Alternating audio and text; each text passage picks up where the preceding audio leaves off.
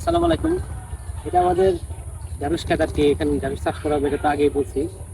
আহ, চাষ দেওয়া হয়েছে আগে, গতকাল কি হলো, চারপাশ দিয়ে ড্রেন করা হয়েছে, তারপরে হলো আপনার মাঝখান দিয়ে বেড বেড করা হয়েছে চিকন চিকন করে, যাতে এখন তো বৃষ্টির সময়, যাতে পানি হলে আর কি তাড়াতাড়ি চলে যেতে পারে আর কি গাছের গোড়ায় আর কি, যাতে জমাট না বাঁধে আর কি। এই জন্য তো বেড করা হয়তো হয়েছে। এখন ওই যে যে এখানে হলো, এটাতে হলো ঘাস হয় অনেক, ওই জন্য এই যে গাছগুলো আর কি ইয়ে হয়ে গেছে, তার দেওয়ার পর উপরে উঠে আসে, এটা ই করে দিতেছে আর কি, বাইশে দেওয়া যায়, বাইশে দিতেছে যাতে এটা পরবর্তীতে ঘাস কম হয় আর কি। আর এই ক্ষেত্রে কি পরিমাণ ঘাস হয় এটা তো আমি ভালো জানি আর কি।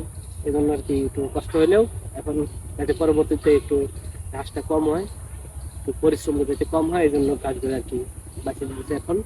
ইনশাল্লাহ আজকে যদি শেষ হয়, তাহলে আগামীকালকে সকালে, এখন তো বিকাল হয়ে গেছে, আগামীকালকে সকালে মানে বীজ বপন করা শুরু করবো আর কি, লাগানো শুরু করবো।